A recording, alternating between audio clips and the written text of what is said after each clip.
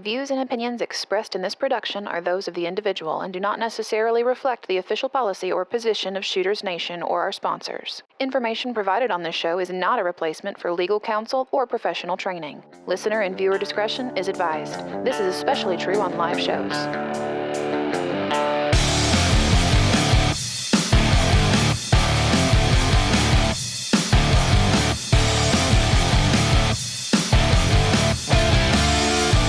Welcome to the Shooters Nation podcast, the talk show for you, the armed citizen.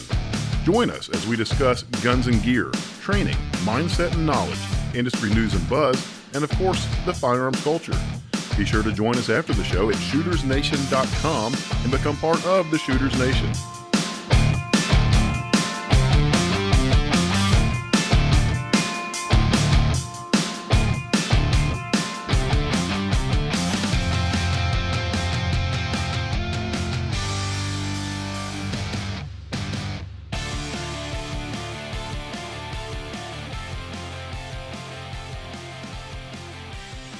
Hello, and welcome to the very first episode of the Shooters Nation podcast. I'm your host, David Yancey, and I'm glad that you've chosen to join us. We have a lot to talk about this evening as we begin to wrestle with a few facets of recent tragic events in the United States. We'll be taking a closer look at the discussion of preparing our educators to deal with school shootings, and we're going to particularly dive into the question of whether armed response should just be left to the police. Now, before we do that, I want to make a few statements to help frame the conversation. First and foremost, I think it's important to mention that the views and opinions you're going to hear tonight belong to the individual and do not represent their employers or any organizations that they are associated with. Second, I also want to preface things by saying that all of us here have the utmost respect for our educators and our police officers.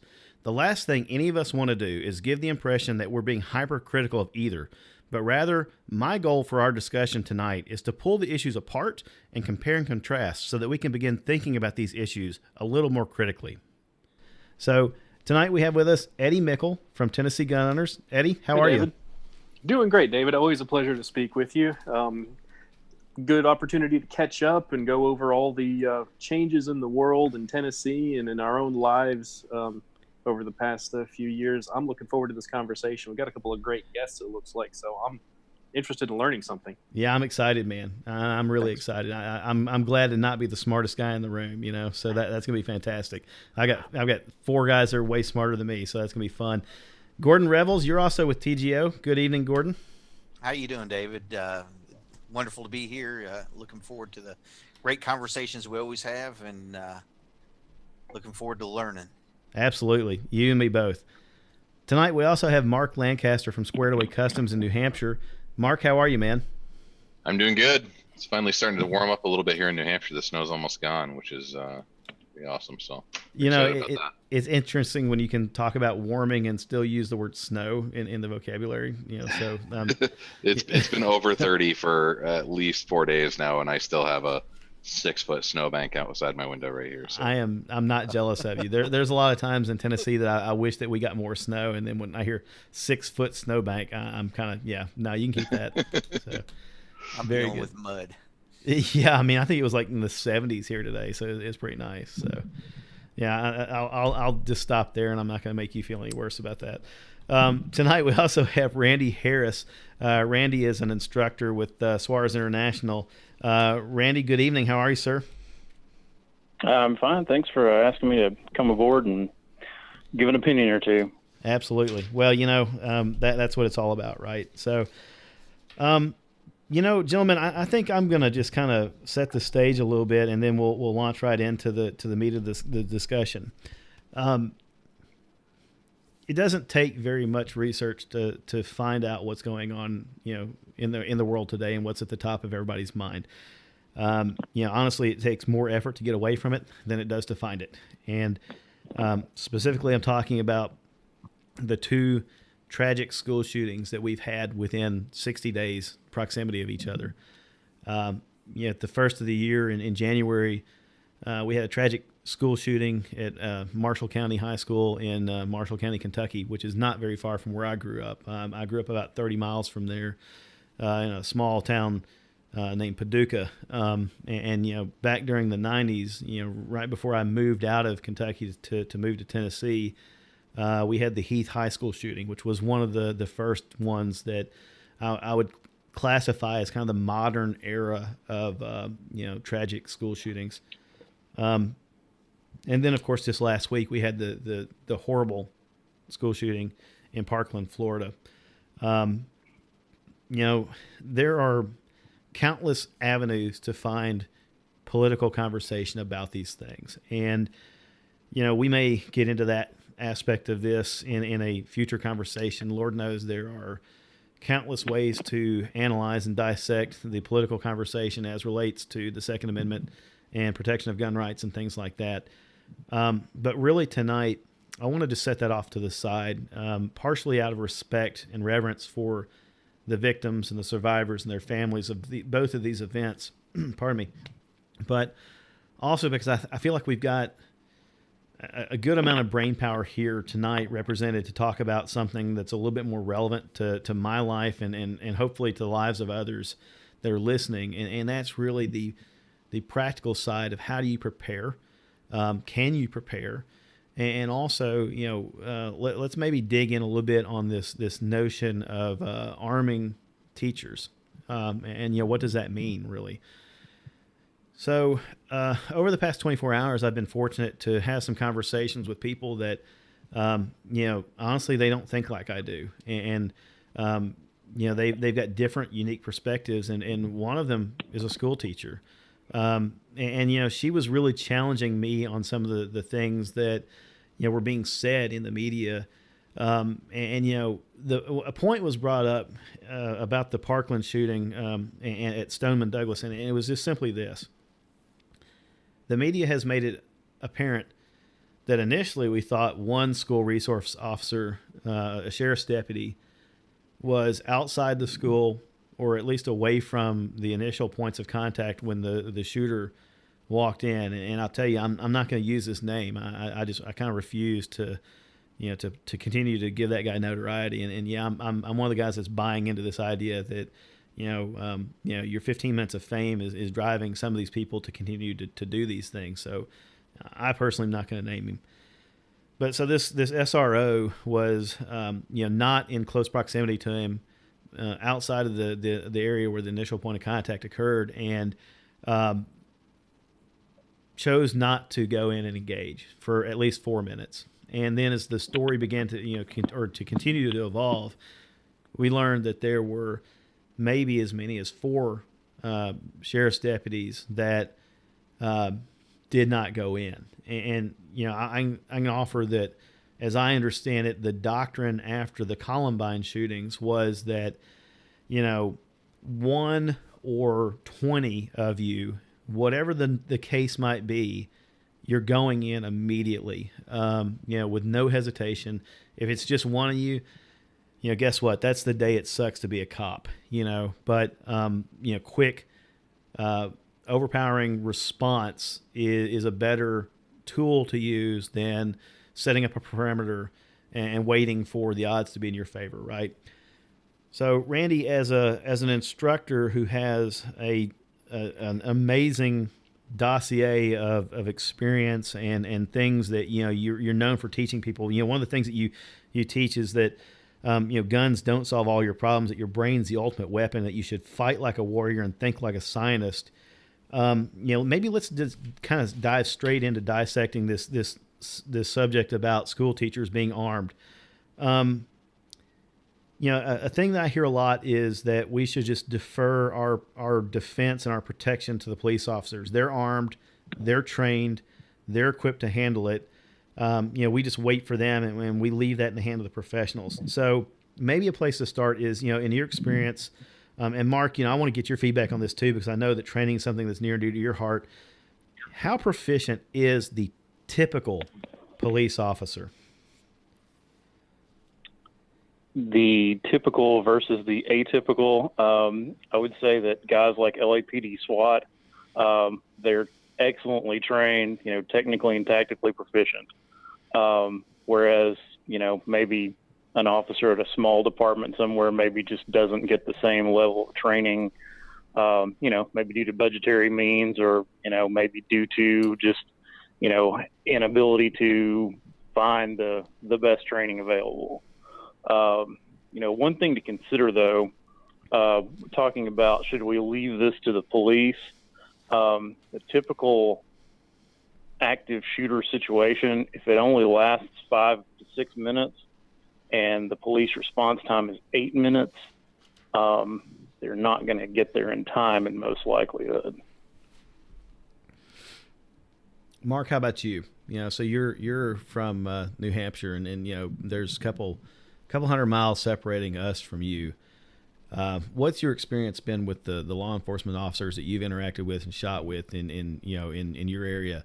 And maybe let's kind of categorize that too, right? So if you're out there shooting with them and they're interacting with you, they might be a cut above the average. So let's think about the average guys that are just out there on patrol. What have you seen from them? Yeah, I immediately go back to about a year and a half, 2 years ago. We used to do a lot of gun shows. We'd go to the local gun shows within an hour and a half radius or so and sell holsters at a table for a weekend. And I always try and chat it up with the cops, right? Because they all carry guns, so they're all my customers. So I always try and chat it up with them and get a feel for what they're carrying, what they're doing. And this I would say mid-40s officer for a certain city that's near to us approached the table that we were, selling our holsters at, and I glanced over at his gun and saw he had it looked like either maybe a 229, 228, 226, something like that, but it was kind of a little ways away, and I was like, "What do you guys got?" And up here in New Hampshire, and this guy was a little bit South Boston in him, and he's like, "I don't know, I got number 47 out of the locker." And I'm just like, wow, I'm like, what caliber? And he couldn't tell me. Right.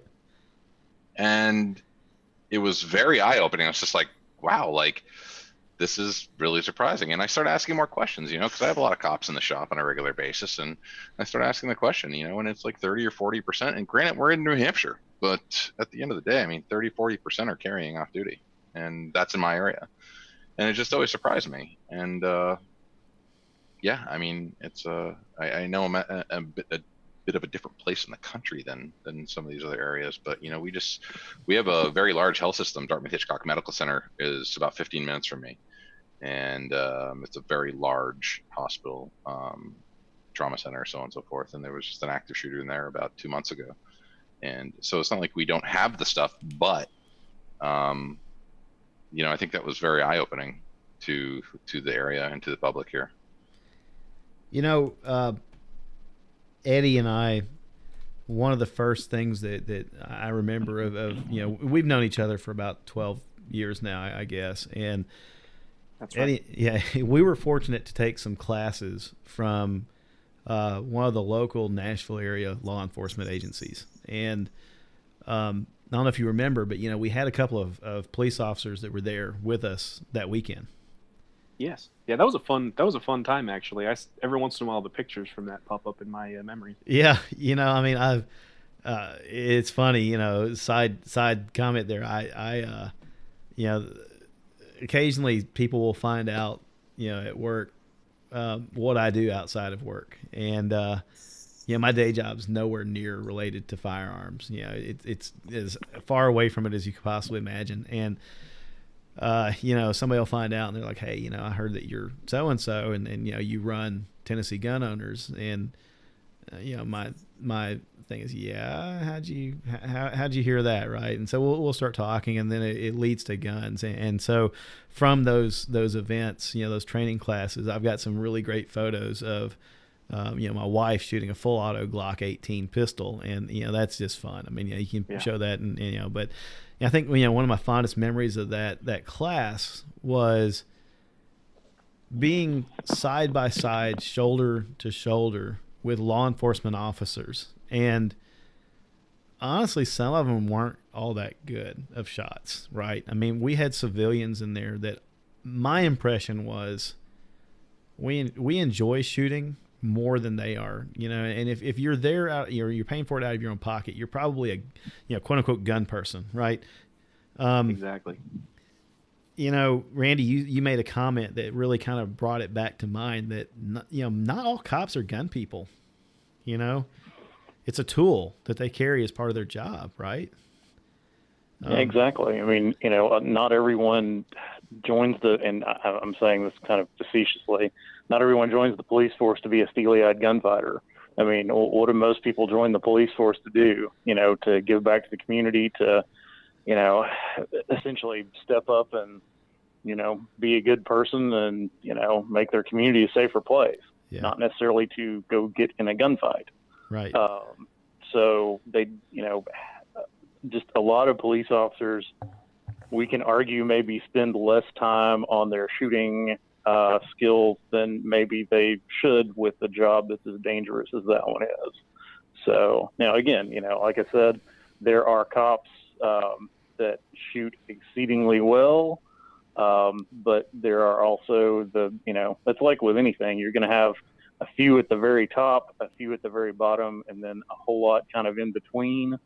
But from what I've seen, just competitive shooting, I just don't see the local police departments represented very often at the USPSA or IDPA matches. The vast majority that I know, the only time they hit the range is during their qualifications, their annual qualifications. That's the only time. They might go to the range a week before just to kind of tune themselves up, getting ready for it. Yeah. But they'll go months and months and months without pulling the trigger on their gun. Yeah, that's a good point. I'm glad you brought that up because I was just trying to recall, not being a police officer myself, only being friends with a few of them. I think post qualification is at minimum once a year, and some agencies require it twice a year. And Randy, you or Mark might know better than I do. When they do post qualification, are these officers, is it static? I mean, and by that I mean, are they kind of like where I might go to the shooting range and I square off to the target. There's not a whole lot of pressure, and I know that I need to keep my shots in a fairly slight tight group, and within a X amount of time. Is it that kind of stuff, or are they taking officers for post qualification and running them through some scenarios that might be more indicative of what they would be exposed to in an active shooter situation? Well, I took Mark? Sure. I took a class with a former trainer for a state agency's police academy.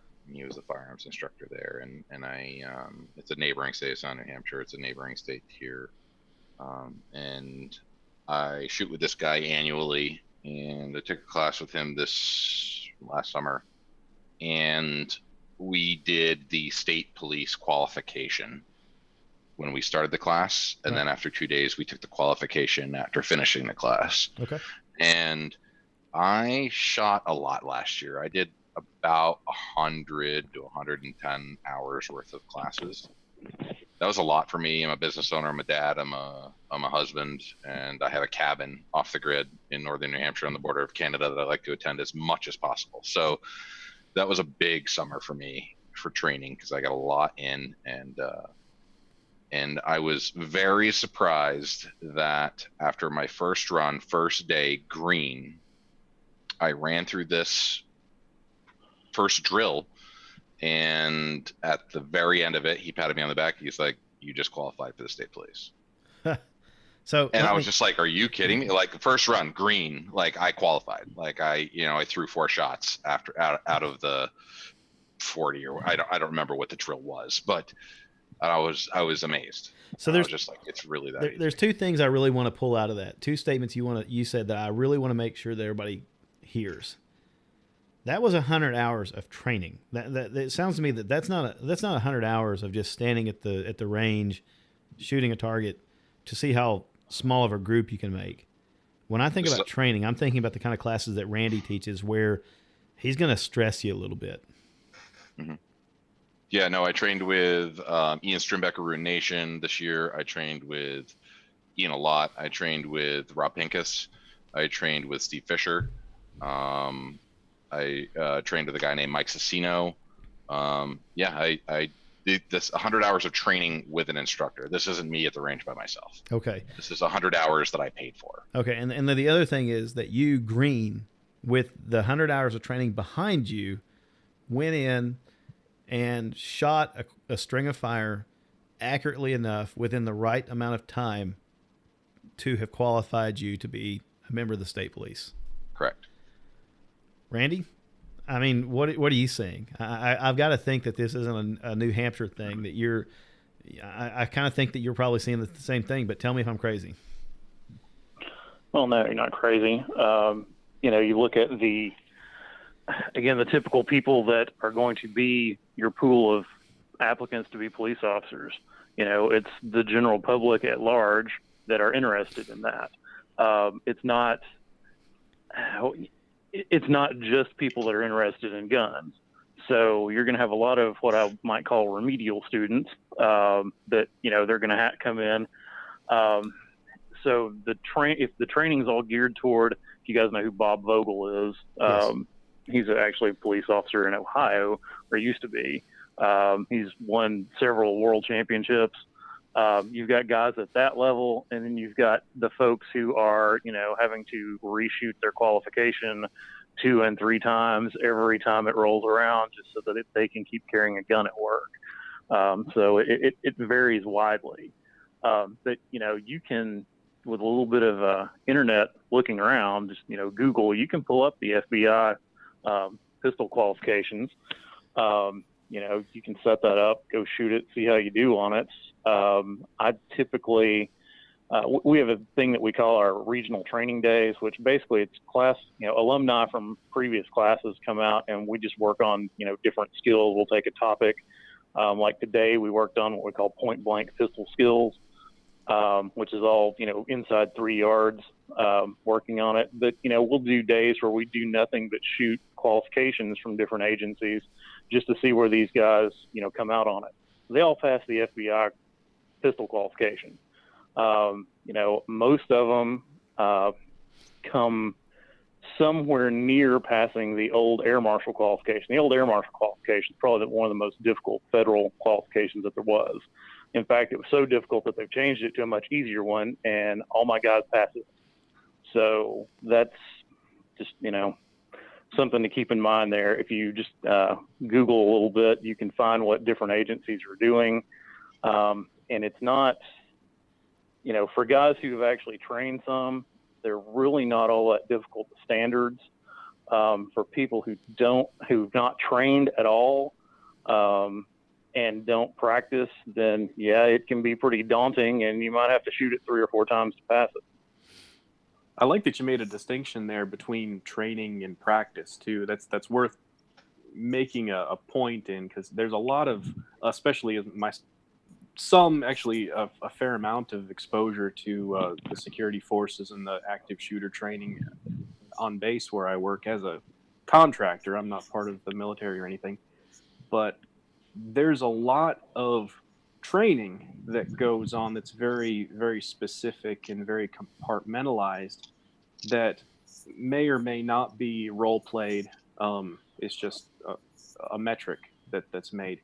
But I think that the mentality difference between a lot of the civilian shooters, such as myself, and folks that it's literally their job to have this, Randy, I love that, your brain is your weapon. And I think I've even used that same phrase explaining to a couple of people that, your brain is your weapon, and you can have accessories, a diverse range of accessories that you can become proficient with or not. And practice is something that is usually approached with some level of passion. You're going to do it if you actually want to. And I think that may be in a lot of cases why civilian shooters shoot more, because it's an interest, it's a passion that they've taken hold of. Whereas for a lot of police officers, it is more of, it's just part of the job, and I just have to meet qualifications, and it's a very specific portion. They don't have any choice usually as to what they're carrying, what their gear is, and kind of like you brought up before at the gun show, that they may not even have a whole lot of knowledge specifically about what they're carrying. So that difference, police probably get a lot more training per se, whereas civilian shooters are going to get a whole lot more practice with less formal training, unless they, pursue that specifically, their own volition. I just And let it be known. I mean, Right. another thing that I think there should be mentioned is, and I'm not in any meaning, downsizing the training and the shooting that the law enforcement does, but I'm a gun guy. I dry fire practice every day. I have a gun in my hand right now. I shoot all the time. I'm a gun nut. I build them for fun, and I am a holster manufacturer for a living, and that's what I do. So I mean, that puts me probably in a different place than 90% of law enforcement. Right. But I was still surprised that me, as a non-law enforcement individual, was able to pass a qual on my day one of a 2-day pistol class. Right. It just surprised me. It caught me off guard, and I was just like, and not that I'm a bad shooter, but I'm not a great one either. Right. I'm not a bullseye shooter by any means. I'm more of a point shooter. I can shoot faster and 6 or 8 inch groups faster than anything. But it was just a little bit eye opening to me, I guess. I just spoke to a friend who just retired from a local police department, major police department, and I asked him about the qualification. He says the longest distance they shoot is 25 feet, all stationary. Huh. I know it goes from 25 feet up to point blank. Right. Oh, wow. Well, so let me kind of set a parameter around with what we've just talked about. My intent is certainly not to dogpile on the police, right? Walk a mile Absolutely in a man's shoes, and I've never done it.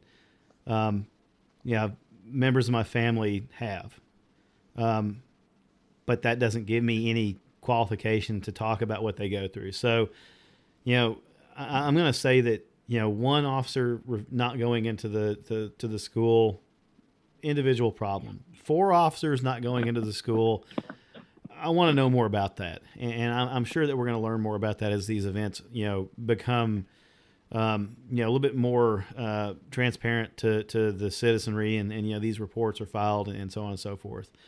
Honestly, definitely not to dogpile on the police. Eddie, when we took those classes years ago with the police departments here, I one shooter stands out in my mind that was extremely proficient. Was he was a tank of a guy, and Yeah, he was a big dude. he was a big dude, right? I mean, and I kind of thought about him as being, I've heard Jared Reston tell a story about his partner, and he described the guy as being just massive and beefy. And he said, he had about a 50-yard sprint in him, and they called him the alligator, right? If he could get hold of you, you were sunk. But, if you could outrun this cat, then, you stood a pretty good chance. And that's what this officer reminded me of. But, guys, when we were shooting with him, we were doing some walk-back drills, shooting bowling pins, right? And I forget who won. It was either Eddie, you, or him, right? But No, I won. did you? Yeah. And I think, the only reason that he didn't was that he shot the front sight completely off of his Glock. I mean, like he was shooting, talk about, the difference between a gun guy and a police officer. This guy was probably more of a hybrid, because he was there. He was at this class. But he's shooting plain Jane plastic Glock sights, and he blew the front sight completely off of it. And until he got back far enough that he had to rely on his sights, he didn't realize that the thing was gone, right? But and he was a good shooter. He made it further back than any of the rest of us did without a sight on his gun, and it was pretty darn funny. But It was impressive. it was. So anyway, I don't want to Monday morning quarterback these officers in Florida, but I do want to use that to maybe draw the contrast and connect us back to the other side of the argument. And the other side of the argument is, from what I've heard from at least one teacher, you don't want me to have a gun, was what she was saying. She said, I'm not a gun person. She said, I'm not opposed to them. I'm not opposed to your right to have one. I support the Second Amendment. She said, but, some of what she was hearing from people, and some of this was very vitriolic, and that's just unfortunate. But, people were saying, you have to have a gun, right? You have to learn how to shoot, and you have to know how to defend our kids. And if you don't do these things, if you don't arm yourself, if the government makes it possible for you to arm yourself and you don't do it, and you don't take a gun in the classroom, then you're a terrible teacher and you're a terrible person. And, the blood of our children is on your hands, right? And I thought to myself, what ignorant, arrogant jerks would say that, first of all, because that's not how you win friends and influence people, Yeah. But, the other thinking was, hey, she's right. There are some people that you don't want to have a gun. And so, Randy, I guess for you, I'm, if we contrast with the typical police officer and also the police officer or citizen who comes to you or other trainers to learn more about the gun and how to employ it properly and with accuracy and under duress. And Mark, you too, man, jump in at any time. How involved is it going to be to take educators that have had no or minimal exposure to a handgun and bring them up to a level of proficiency where they could do justice to that tremendous burden of responsibility that we placed on them? What can you tell me about as far as hours of training and how difficult is it to get somebody like that up to speed? Well, the biggest thing I would argue is whether they're going to be willing or not, because a lot of educators just cannot see themselves. I mean, let's be honest with this. What are we talking about doing? We're talking about shooting somebody. Okay, so could this educator then shoot one of the children potentially that they have in class? Because a lot of times these school shooters are students in the class, or in the case down in Florida, most recently a former student. They said everybody knew that guy. The teachers knew him. Would one of those teachers been able to line the sights up and drop the hammer on this guy? That's the mindset issue is going to be a lot of times the hardest thing to change with some people. As far as the actual mechanics of shooting goes, it's pretty simple. Hold the sights in alignment and press the trigger with enough finesse not to, disrupt the sight alignment until the gun goes bang. There's a lot of other stuff that goes on though, between here and there. So that would be the biggest concern with I don't want to say forcing teachers to be armed. Frankly, I think that's a horrible idea, forcing somebody to be armed that doesn't need to be. And just to tell a real quick story that makes that point, Dr. William April, I think it's April Risk Consulting is, he tells a story about he was at LFI, which is Lethal Force Institute. It was Masada Ayoub's old company. And there was a woman there who about halfway through the week, she said, I don't think I can do this. And William was like, what do you mean? Is it this drill that you're having a problem with? She said, no, I don't think I can do any of this. I don't think I can shoot somebody. And he said, well, there are people that, this just doesn't resonate with she said, but, I want to be able to defend myself. And he said, my advice on that would be, get in shape so that you can run far and you can run fast, and try to make sure that you have shoes on most of the time that are going to enable that, because running away is a, time-honored defense mechanism in the animal world. And at the first sign of something bad happening, you need to, beat feet for the exit and don't look back. That's probably your best defense strategy if you can't, bring yourself to harm anybody else. So that's, you can't make people do something that just doesn't resonate with them. There's a lot that goes into it. Just because somebody's proficient doesn't mean that they don't have, it isn't just the mechanics of it or the learning of it. Life experience plays a big role in it. Somebody that has grown up in the hood where they hear and see people getting shot almost every day, they'll react totally different to somebody that's not been exposed to that. Right. And that may be the reasons why the officers did or did not respond. Maybe they've never been exposed to anything like that, and it overwhelmed them. Right. Or some other reason. There's just because somebody's proficient at it doesn't mean they're capable of it. I think a dynamic that I haven't heard mentioned or brought up or talked about as of recently regarding this whole teacher situation is,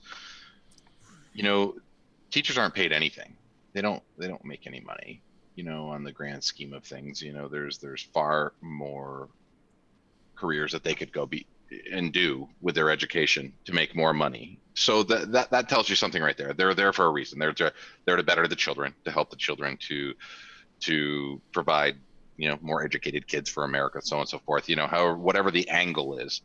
But it's about the children, right? It's not about them. So I think their theory and their feelings on guns is a very different thing when it came to protecting their children in their classroom. Yeah. You know what I mean? Like when you put a face to the gun, like this gun could protect little Joey over here, I think that they'd have a very different opinion as to what they're capable of doing with it. You know what I mean? I feel like they're there for a reason. Like, I think that if it came down to it, that they could make that they'd be surprised at what they could accomplish. Well, let me be the devil's advocate for a moment, because you hit on something I think is really important and really key. So if we assume, and there's no reason not to, that an educator is in that business to help children and to help the future of America and to be a positive influence and equip kids to be good contributing members of society, right? Their heart's in it for the kids, we hope. And so how many of these educators that are really questioning this right now and asking, is this a smart thing, really? How many of them, if they've had no exposure to firearms outside of this conversation, are looking at guns and saying, yeah, I know about guns. Guns are the thing that kill my kids when they go home to their rough neighborhoods. Guns are the thing that, we are teaching kids, if you see it in a house, get out of there and avoid it and don't touch it.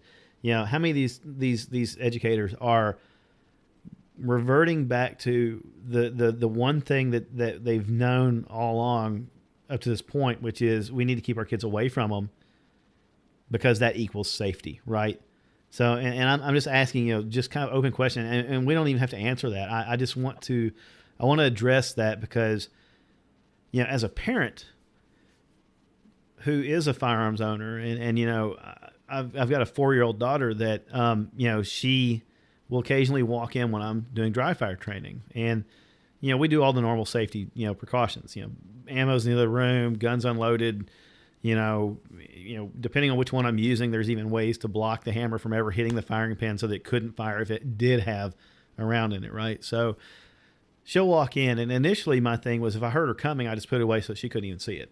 We wouldn't even have that conversation. Just, we're not going to talk about this. But as she's gotten older, she's become curious. So I've taken that as an opportunity to teach her about it and explain to her, this is dangerous. You don't touch this without, mommy and daddy being there and guiding you with it. If you see one left, on anywhere else at a friend's house or whatever, you leave it alone. You tell an adult, etc. Right? But I'm different, right? I'm looking at it from a different perspective, and I see it's an inanimate object that without malice behind it is not going to hurt someone, or without negligence behind it is not going to hurt someone. I just question how many of these educators rightfully look at that and say, what I know about guns is that in the wrong hands, it took a star student out of my school last year and now they're in prison. Or in the wrong hands, it took a star student and put him in the graveyard. So I don't believe they see it as being in the wrong hands. They see it as the gun did it. Could be. It really could be. And so I think that's just one of those things that we as responsible gun owners, especially if we begin to go down this road of having these conversations with them, how do we change that?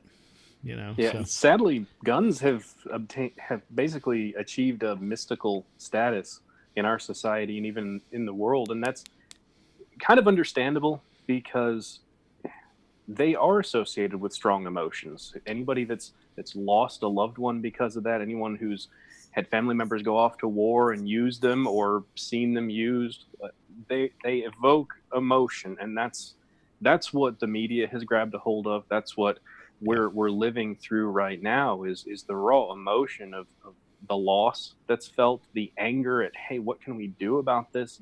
And we see it on the faces of people that they don't really know that much about guns. It's just an emotional response to that. And you have to be sensitive to those things too, because you just can't say, well, because it's easy to do. I do it in arguments all the time and have to back myself down. The statistics and the mechanics of weapons, they're not evil or good in and of themselves. It's how they're being used. But just that the raw facts are no consolation to somebody that just wants to feel safer. And so that part of the conversation, we have to, instead of going into our tribes, one side or the other and just throwing rocks at each other, we have to find where the common ground is. This isn't a political discussion, but I, as the token libertarian, a lot of times in a lot of conversations, I have to at least try to see both sides, because I don't have a lot of allies in most cases, or I'll have, an argument with somebody that's been on my side in another discussion. And so the best tactic is always to try to meet somebody where they are most comfortable. And for school teachers, that is going to be, I loved how it was brought up. You're going to be faced with a life or death decision against one of possibly your own students or a former student. Can you actually drop hammer on that? And that would be a difficult thing. I have, over the past couple of years, taken on a lead role at, just at my church to try to put a security team together. And that thought has entered my mind more than one occasion, is most likely it would be somebody that I have at least seen before, and it would be in front of people that, kids and people that I care about. And so there is no separation of the emotion from the tool itself, as much as we want to make sure that we define that properly. And so those conversations always have to be included. Sorry, that was long-winded. No. I mean, that's perfect. And it's a very weighty conversation and a weighty responsibility. Gentlemen, I want to pause for a moment. We'll take a break.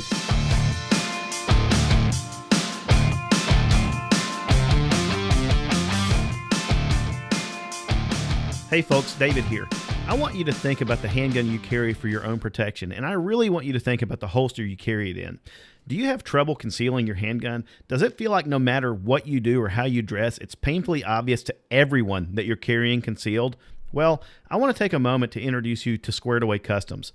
Squared Away Customs is a manufacturer of custom, high-quality holsters for both concealed carry and duty carry. They provide a catalog of holster designs to choose from, and they are glad to take on custom work to design something to meet your specific needs. Mark and his team take pride in providing an excellent product at a reasonable cost. They work hard to keep delivery times short, and their number one goal is to ensure that their customers are satisfied. Squared Away Customs also offers a Heroes discount to military, police, emergency medical workers, and educators. And for listeners of the Shooters Nation podcast, Mark offers a reduced pricing if you use coupon code ShootersNation. Again, that's ShootersNation as the coupon code. So, before you strap that cheap floppy store-bought holster on again, head over to squaredawaycustoms.com and treat yourself and your carry gun to something more worthy of the challenge.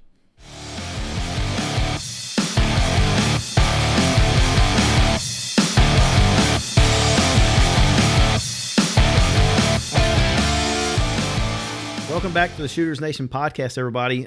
Tonight, again, I'm joined by several gentlemen that have just been contributing a wealth of knowledge into my own toolbox here, if you will. And it's been a fantastic conversation. We have Eddie Mickle, civilian, much like myself, a member of Tennessee Gun Owners. I've known Eddie for a number of years. Gordon Revels, also a member of Tennessee Gun Owners, military veteran, veteran law enforcement officer. And we have Mark Lancaster from Squared Away Customs joining us tonight from New Hampshire. Mark, not only is he a perpetual student of self-defense himself, but also manufactures some really superb gear for law enforcement and civilians. And then, of course, we have Randy Harris. And Randy, you're with Suarez International as an instructor. I do want to remind everybody that the opinions that are expressed tonight are those of the individual, and that none of us represent our respective employers or any organizations that we're associated with. So, gentlemen, we were talking about teachers, and I think that as we were at break, Randy, you mentioned the fact that we also need to be cognizant of the fact that there are educators out there who are on the other side of this conversation, and they want to be armed. And so one of the news stories that was on my radar this past week was the headline was simply this: Kentucky moves to add guns to schools after school shooting. And again, this was in the wake of the tragedy at Marshall County High School in Benton, Kentucky. And the Republican governor of Kentucky and the legislator are saying that they're not going to consider any new gun control proposals, but they are willing to consider a measure allowing teachers or staff to carry guns on campus if they so desire. So, Randy, you and Mark, y'all have been in classes. Randy, you teach classes. Perhaps you've been around some of these educators, or you even have, just some knowledge of, the teachers who do want that chance to carry a gun if they so desire. Let's chew on that for a few minutes. Randy, let's start with you. Well, as I was saying during the break, we always hear about these teachers who don't want to carry a gun, who that just does not resonate with them whatsoever. But they don't ever talk about the teachers who not only that would resonate with them, but they think it's a good idea so that they're no longer sitting ducks. We mentioned before that the typical mass shooting event takes about 6 minutes, and law enforcement response time is normally 8 minutes. Okay, that's a pretty good response time, 8 minutes from the time that they get the call that something's happening to get there. But if it's already been over for 2 minutes by the time they get there, they're first responders, but they're responding to what's already happened. I mean, the real first responder would be somebody who's on the scene already armed. Case in point was back in October 1997, the Pearl, Mississippi high school shooting. That was stopped by the vice principal, Joel Myrick, who ran out to his vehicle, got his gun, and came back and held the shooter at gunpoint, stopping him there. And the guy's plan was to go to another junior high school and shoot it up when he got through at the high school.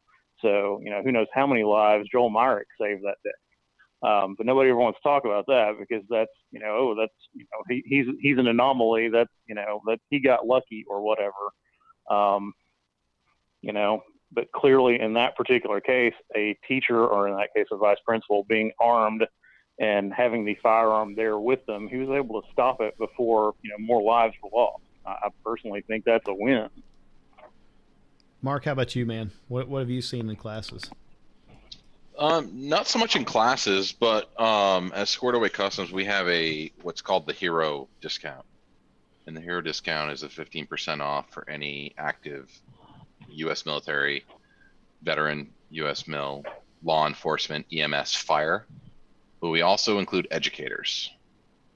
And we had a little just mention on the website, like, go ahead and use the coupon code for the Hero discount and just send us some sort of a credential showing how you qualify. Right. And I don't know the exact numbers, but if I was to shoot from the hip, I would say roughly 10 to 12% were educators in one way, shape, or form. That's fantastic. Which I was really excited about. I thought it was awesome. And they were also the ones most thankful for it. Like, I can't believe you give educators a discount. And it was they always let us know. And that I mean, I haven't seen a lot of educators in my classes, in the classes that I've been to, but I can tell there's been hundreds through the website using the code. That's fantastic. It's a good start. I think a lot of educators are feeling underappreciated right now.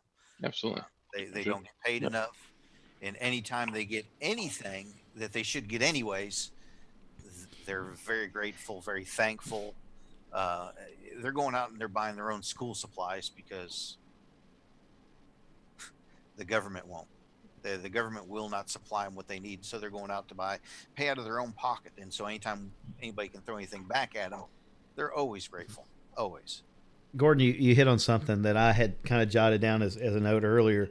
I'm going to come back to that real quick, but looking outside of schools, Eddie, you mentioned earlier a safety or a security team for your church, and here in Tennessee, not too long ago, we had a church shooting in Antioch Tennessee, Burnett Chapel Church of Christ, and it was an usher, a church usher, who confronted the suspect who was opening fire on the congregation.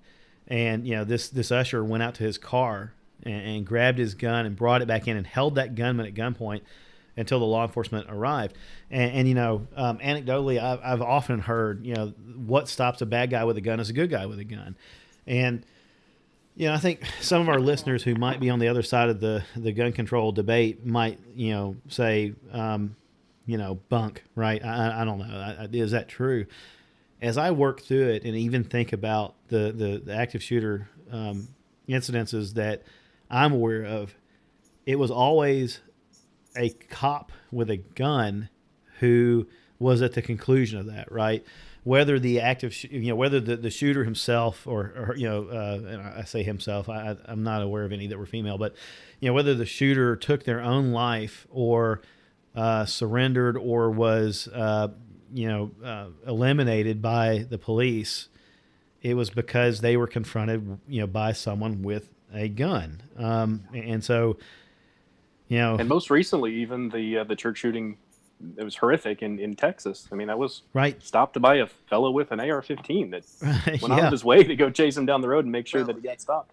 If Yeah. nothing else, you have a bad guy who's trying to kill innocents.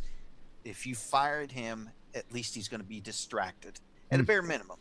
At a bare minimum. At that point, he's got something else to deal with. right, Yeah. absolutely, And giving the police that extra little bit of time to get there. Sometimes, when we're talking in terms of minutes of response, I've heard it said, and many times, and I've used the anecdote, what you carry in your magazine, or multiple magazines, hopefully, is time. Every bullet, every round that you've got in your magazine is time. Because when you run out, that's it. You better kind of like was used before. If you're not going to fight, you better be good at running. right, And from my experience, just to put in, there are very few people at the church that I go to that actually know, that they're, just exactly how established the security team. Because the church I go to is surprisingly is a lot of liberals that go there, but I was actually asked by the extremely liberal left-leaning staff to form this security team. Right. And they recognize a need, and they just realized that within their own means, they didn't have any way to deal with it. And they didn't really want to themselves, but they were like, hey, I know a guy that can at least start that process. And I think, and that goes back to what I was saying before, if we can find the common ground where there's people that need to feel safe and they don't know what to do about it, they're terrified. And then there's people who want to make a difference and they feel like they're being held back at every turn, to make that difference because of fear of guns or fear of just confrontation, maybe in general. If we can find that and in a gentle way, to put that into practice, because I'm known, in a lot of circles, I'm either, the Doogie Howser guy or usually like Cookie Monster. I'm always wearing something funny and I don't look very confrontational at all. But, when the time comes, I can throw down, and the people that know about that have thanked me. The staunch, Bernie or Hillary voting liberals have thanked me in church. Thank you for what you do. If we can get more of that common ground going in the school, instead of making it a debate where we keep, throwing the pile of dog crap over the fence at each other, right, and actually find that common ground. I don't have to agree with somebody to want to save their life, and that they're coming at it from the same way too. They want lives to be saved. As long as we can remember that as we furiously debate, I think we'll be in a better place. absolutely. And I'm really going to hit on that a bit in my closing notes, and thank you for that, because I really want our listeners to remember that that's a personal story, and we're going to come back to that for sure. To be respectful of Randy, you and Mark, your time. So let's assume, we know for a fact that not every teacher or even law enforcement officer is geared to it, and it being, the dirty, unfortunate business of using a firearm to take a life in defense of another. But I think it's fair to say, from what we've all heard, either firsthand or just by keeping our ear to the ground, there are the educators who are willing to take on that burden of responsibility and would be the ones that would take advantage of that if that opportunity were given to them to go armed and to defend the students under their care. So Randy, walk us through it a little bit. What does that look like if we start to unbox that? What does an educator who wants to take on that role, and let's just assume ideally that we're going to be idealists here and say that their state government has opened the door to allow that to happen, or maybe they work at a private school where the rules are different and they can now. What do they need to do to prepare themselves? And how would somebody like you, who's in the business of training and equipping people with knowledge, how would you help prepare them? Well, ideally, like I said, the biggest thing for a lot of them is just simply changing their mindset. Once we get that mindset changed, and it's one of those things. Would it be difficult to use a firearm to defend yourself? That just doesn't resonate with some people. It does resonate with others. But if they think in terms of how many lives are you saving by stopping this person, then that might make it a little more palatable. Once we've done that, the biggest thing, even arguably more so than the shooting, the technical aspect of it, is I would argue that some good quality force-on-force training is absolutely critical, because nothing moves at the same speed as real life does. So if all you ever do is stand and shoot a flat piece of cardboard and shoot tiny little groups, you have no idea how fast things are actually going to move. Until you've seen people running at you screaming, saying, he's in there, he's shooting everybody. Even if it's in training, your subconscious doesn't know the difference between training and reality. It's just problem solving. So to get good quality force-on-force training, where you actually are using munitions guns or airsoft guns to actually engage against other people, I would argue that's probably the most important thing. After that, making sure that you can actually fire your, live fire pistol effectively and efficiently.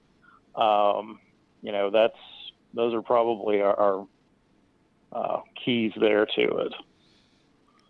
For the educators that don't want to carry a gun, what can they do? What kind of training do they need? I think we can all assume, and pretty accurately and rightly, that there's not a teacher in this country that ever went into the classroom initially, at least, without the sincere desire to help children, right? So the ones that want to but don't want the gun in their hands, what kind of training should they be looking for, and what kind of training should the schools and the governments be offering them? And really, what practical response do they need for an active shooter situation? Mark, do you want to take a stab at that one? Absolutely. I mean, here's something that we should all be doing, and it's like, how about a tourniquet? Like, how about a tourniquet for 50% of the kids in the school? Right. Like one less iPad in that school will provide a tourniquet for every kid.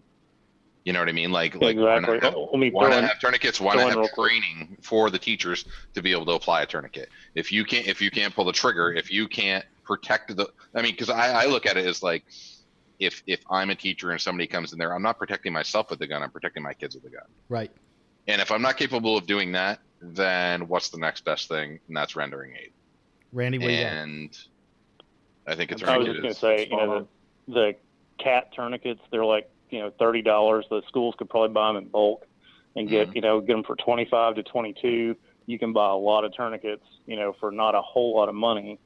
And, that's one of the things, we teach essentially it's tactical combat casualty care, just like the military does.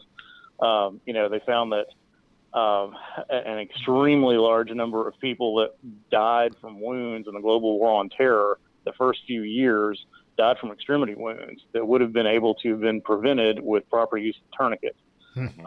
But because the tourniquets that the military was issued, which really was essentially the same tourniquet that they'd been issuing, or same style of tourniquet they've been issuing since the 1890s, not the 1990s, but the 1890s.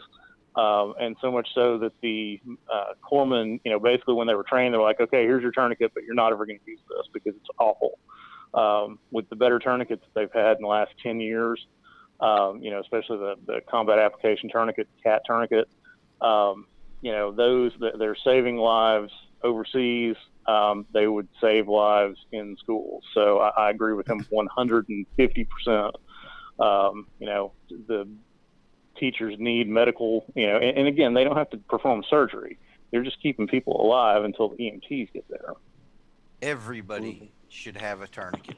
I don't care what you do for a living. If you sit behind a desk and just punch on a number pad, you should have a tourniquet, because you never know. You could roll up on an accident.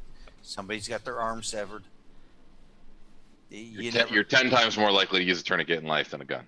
No kidding, right? Yeah. So I mean, I'm sitting there asking myself, guys, am I crazy for thinking that as a parent, I ought to be, when my kids are old enough to understand these things, and man, back when I was growing up in the 70s and 80s, Cub Scouts, we learned first aid.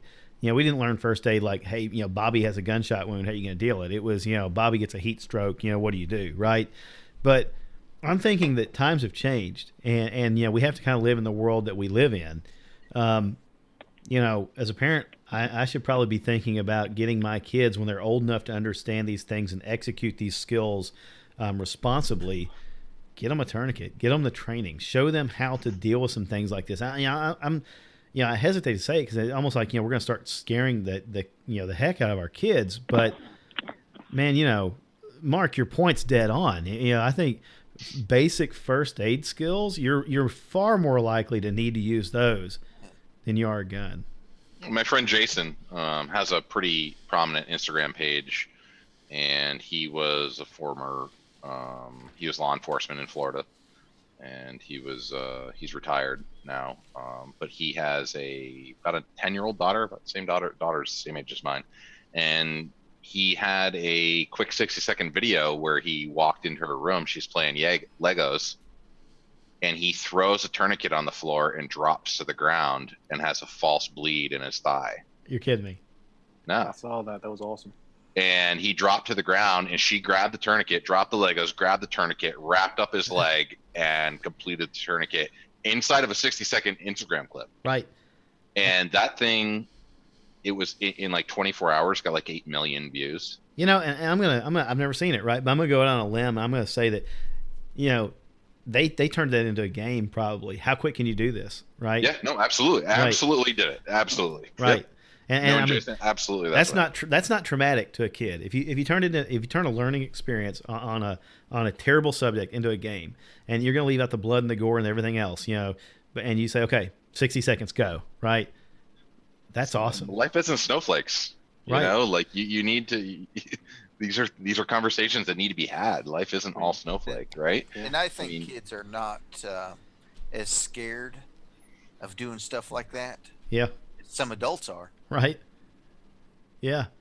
I mean, if we take guns completely out of the equation and it's not a gunshot wound, and it's, where I live, there's a lot of agriculture, and if dad or grandpa's on the tractor and something happens and they get cut severely, tourniquet, right? That's gonna let dad or grandpa make it to the hospital, right? How many of us heard when we were growing up about people slipping under a push mower? Right. Yeah. And losing a foot. Yeah. I mean, so that's the reason that push mowers have got the anti-Darwin, flap, I call it, on the back, right? That keeps you from, wondering, hey, can I put my foot under this? Right. I mean, it's because, originally it was an accident. So, yeah. It's the same kind of mentality as carrying an EpiPen. Even to be able to use it and have the mentality where, hey, this is a tool that I can use if XYZ happens. We have one. Yeah. So We have tourniquets. We have EpiPens. Yeah. All There's important a lot of things. stuff. Airways. yeah, I mean, I think we, as parents and really just as a society, we need to get better at teaching our kids things like that, and our educators and ourselves. So, Randy, let me ask, and I'm probably going to wrap up here in just a few minutes with this show, and I want to say it's fantastic. The conversation that we've had tonight has made me think, and I really hope that the people listening to the podcast, it's made them think as well, and maybe, I think we all should go through our list, our checklist of tools that are in our toolkit, if you will, and kind of prioritize them and think about where we're deficient, right? And also think about what are the things that we're most likely going to encounter in life, because these mass shooter events are statistically, they're outliers. They and unfortunately they've become a little bit more frequent. And so, I'll caveat that with say I'm open-minded enough to say that these outliers might become more normal, and that's tragic. And I hope it doesn't come to that. But as we wrap up, Randy, if you were to go into a school tomorrow and you had a benefactor that said, Randy, I'm going to pay every bit of this. I want you to go in and I want you to teach the kids how to respond to an incident like this. Could you kind of just in a neat little bundle maybe give us an idea, what do the kids need to be taught? Wow. I mean, that's going to probably vary depending on the school system. What they allow is Ages. Also the ages. Yeah. Because what we're going to tell the kindergartners might be drastically different than what we tell the high school kids. I'm probably not going to put any time whatsoever into trying to teach 6 and 7-year-olds to take an active part in their own rescue. Because they're just not, physically and mentally equipped for that. In that case, that's really up to the teachers to, gather them all together and escape if at all possible, bunker up in place if at all possible. And that kind of brings up, I'll try to keep this as brief as possible. That brings up let's think about like with fire, all the money that they put into preventing schools from burning to the ground if there's a fire. They have sprinkler systems, you have fire extinguishers, you have all of this stuff. The fire marshal comes and makes a visit every so often to make sure everything's up to code. We get no thought whatsoever to preventing violence in school the same way. I mean, if they really put an effort into it, architectural changes, doors that you can get out of but not get into, a lot of things could be done by the schools. Of course, it's going to take money, but again, all those sprinkler systems, those weren't free either. So if they want to do something, they can do something. So I think I may have veered off of what you were originally asking. No, I think that, so really, that kind of goes to a comment. I think maybe you made it in one of our breaks that, there's a time-honored biological inclination to just put feet to pavement and run. And that's a valid tactic. And I think that we saw some of that play out, honestly, in both of these tragic events, in the past 2 months, man, there's nothing wrong with that. I think it was my grandfather that told me, growing up, in the 70s and 80s, kids were a little bit more prone to settle their differences out on the playground. And I wasn't the biggest kid or the strongest kid, really until I got up into later years. And my grandfather's advice to me was, you win 100% of the fights that you're not there for. Right.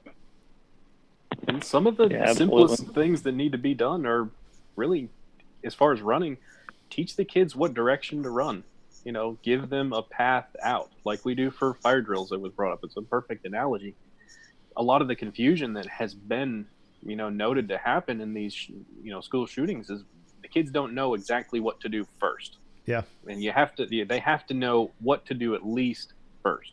Yeah, and I know that the fire alarms played a role in the Parkland shooting. I don't know the specifics, and again, I think that a lot of the details are going to come out as they continue to analyze video and facts and things. I questioned, did the kids know, to get, when they get out the door, they make a beeline and they just keep running until they're to a point, or did the kids just simply get out of the school and mill around and I don't know, right? So you're right. I think that part of this is just equip the kids with a tactic, to handle these situations. One of the worst responses to anything is no response. Right. Yeah. Right. Yeah. Yeah. If you hold up something is going on and you just decide to sit there, you're not going to win. Right. Yeah, that's exactly right. And for me, I'm constantly thinking about the proactive response rather than the reactive. So why not? I've talked about it lots of times with friends and family, and I have a lot of veteran buddies, and it's just like, there's combat veterans. There's so many out there looking for good employment. Right. A guy in a black polo with a flag on his chest and a pair of 511 khakis standing at a door greeting everybody as they're coming in. Yeah. It's like, what's in that rifle bag, bro? You know what I mean? Like, right. Any punk like what just happened in Florida is going to stop right there, turn around, get back in the Uber, and leave. Yeah. The guy's got a CCW. He's getting paid $30,000 for 7 or 9 months. You know what I mean? Yeah. It's like get the funding by providing a few less iPads and a little bit more time outside with our kids. Yeah, absolutely. And get a combat veteran that needs a job, and get him a gig that he's qualified for. Right. Just have him as a greeter. There's enough of them out there that could use the employment, and any resistance, even like a "what's in the bag, bro," right. is going to stop them. Right. God knows that these guys are not tactically savvy, assassins. Right. These guys are heads that, absolutely, pardon my language, that they're not going to take any resistance whatsoever. No, I think you're right. I mean, the government has spent a lot of money and resources and time training these people, these veterans, far above and beyond what most of us will ever hope to. And so why not cash in on that? The problem with the veterans is they've been a lot of them been labeled negatively because of PTSD. I've got a relative that is a teacher, and we mentioned the exact same thing. Hey, let's bring veterans in and have them stand guard. Yeah. And her first response was, they all have PTSD. They're going to kill the kids. Yeah. No, but what they're looking for is an outlet to use those skills that they have, and to feel like they have a purpose again. Yeah. Right. I'm not saying all of them, but I think a vast majority of them, that is the issue that I'm hearing. They're looking for a purpose. Right. Well, yeah, that's on the veteran side, but on the teacher side, there's a lot of them that are afraid. Sure. Of this military guy that may or may not have PTSD. They don't know him. All they know is they're a hardened killer that's been. They're afraid of the guns because of ignorance. Yeah. Right. They're afraid of the veterans because of ignorance. Yeah, and I think that's the thing, right? It's just like this. It starts with a conversation, and there are people that nothing you say is going to change their mind. But then there's others that maybe. Those are the ones that we hope messages like that get that they reach. And I'll say this. Yeah, go ahead. Veterans would be the first ones that I would pick. Yeah. Without a doubt, for a couple of different reasons. Like you said, the training is number one. But any veteran that's been in the service for the last 10 years, 15 years, has probably been deployed to a war zone. Well, he probably knows the first aid, and he probably knows the response, and he's been in the stress. So yeah.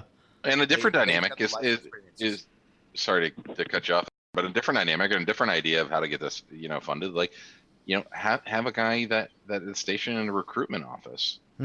Do a post every couple of days at a different school. Right. Yeah.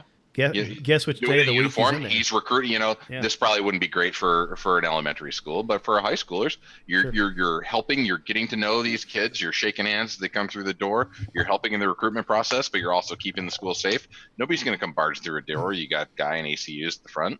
Right.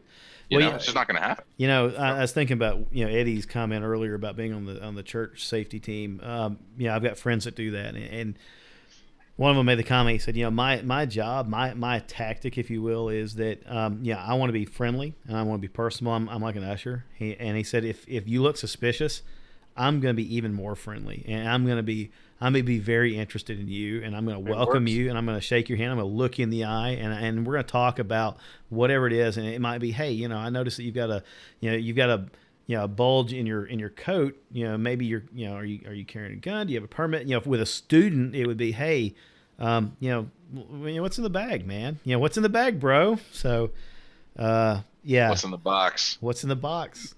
What's in the box? All right, gentlemen, I want to thank you. I have a feeling we could talk about this all night, and there's going to be more episodes to come. Before you guys leave us, though, I want to go around. Thank each of you again just for your time and the generosity and the willingness to share information. Randy, I could talk to you for hours. I think the most fair way for that to happen would be for me to be willing to pay you in return and take a class. So Randy, why don't you start off and tell everybody how can they connect with you outside of here, and how can they find you online, and how can they hook up with you to get more training if they wanted to? Best way, if you're looking to do the Suarez International classes, just Google Suarez International, go to the website. It's going to have a calendar of all the instructors' classes, and just look for Randy Harris on there. I primarily teach in the Chattanooga area. I say Chattanooga area because it's mostly in Dayton, Tennessee, and in a small private range in Northeast Alabama. But both of those are about 35 minutes from Chattanooga. Also, as you know, on Tennessee Gun Owners, also do some classes kind of under my own banner. Those are all listed in the tactics and training section. So, go to Tennessee Gun Owners and check out the tactics and training section, and you can see the other stuff that I've got going on. Like, for instance, at that range in Dayton, the Ridge, coming up here, actually it's about a couple of weeks. I'm doing a low light class. Not a whole lot of opportunities for folks to get out and actually shoot in the dark.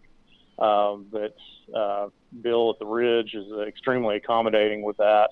And, once or twice a year, we generally run a low light class there where, you can not only get out and shoot with your flashlight, but, without your flashlight also, and see, what it's actually going to be like. You actually have to engage with somebody in low light conditions. So that's one of the kind of classes that I offer on my own. Fantastic. Cool. Fantastic. Mark, Lancaster Squared Away Customs, how can people connect with you outside of here, and where can they find you online? Best place is always the website, squaredawaycustoms.com. You can see all of our holsters, our EDC gear. We actually just picked up the line of Polymer 80, which is the 80% Glock lowers. So we're going to be launching those actually on Monday. So by the time this podcast hits, that'll be up too. So things will start expanding a little bit. But squaredawaycustoms.com or info@squaredawaycustoms.com. The 800 number's on the site. You're welcome to call. We're a small shop. There's only about 4 of us. We're often always in the shop, tools running, music blaring, pumping out gear as fast as possible. So we don't always answer the phone. So email is always best if you're trying to contact us, or through the website, or Instagram, Facebook, all of them. All those sources, all Squared Away Customs. Yeah, and I can tell folks, I've got a couple pieces of your gear.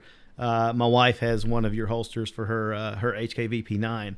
One of the things I think that really tickled her was that, you could get holsters in a myriad of colors and designs. And for her, it was chocolate brown, right? And so she got it, and she loves it. And, it is, big shout out to Corey over there, too, for the nice, smooth, edges and that things. Yeah, that stuff's butter. It's not gonna cut your clothing and stuff. So it's amazing. You definitely get what you pay for, and it's fantastic gear. So 2 thumbs up for me.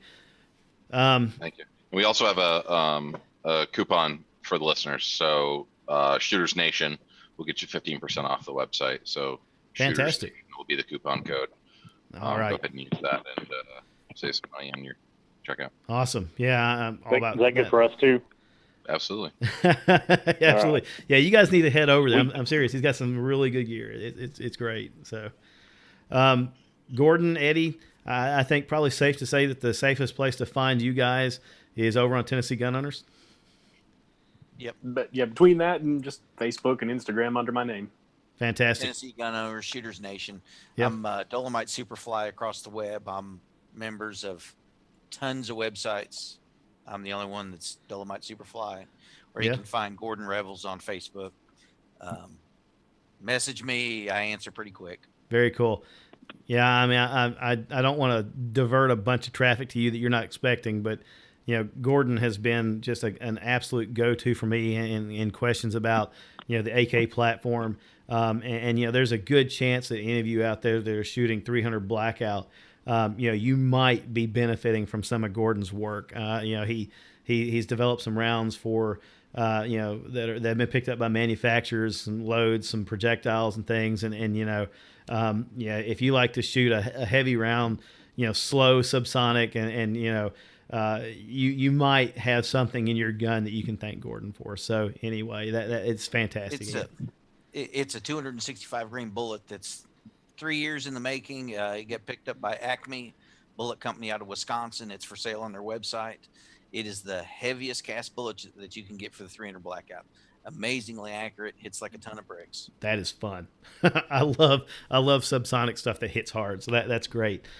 Gentlemen, thank you. I want to thank our sponsors, Squared Away Customs. I also want to thank Randy Harris from Suarez International for being here with us. I want to thank TennesseeGunOwners.com for sponsoring some of the bandwidth for tonight's episode. I want to remind everybody to please subscribe to Shooters Nation podcast on iTunes. You can visit us on online at shootersnation.com. Our Facebook presence is almost done. It'll be there. It's going to be facebook.com/shootersnation, I think is what it is. We're going to be on the Twitter. We're going to be on the Instagram. We're just getting rolling. iTunes, from what I understand, the first episode, it takes the longest to get baked in with Apple. But after that, the subsequent episodes will hit faster. Visit shootersnation.com. We'll make sure that we post the direct link to the episodes. They'll always be available at the direct link first before they hit iTunes. It's just the way it is. And then we're laying the groundwork to get over to Stitcher and the other avenues for podcasts sooner, as well. That way, you don't have to be an Apple fanboy. You're going to be able to listen to us anywhere.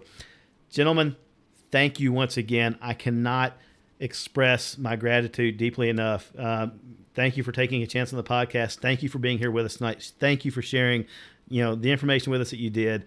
I hope that it was beneficial to somebody out there, at least one person. I know it was to me.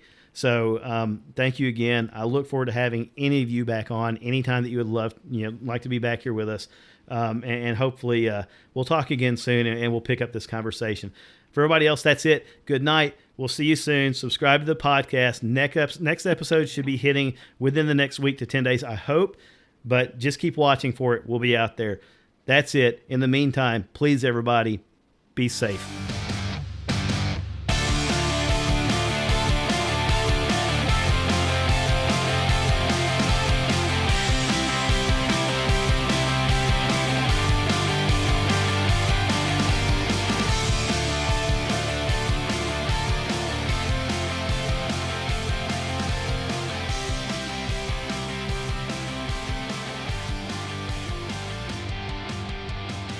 The preceding segment was a production of the Shooters Nation podcast. Visit us online at shootersnation.com.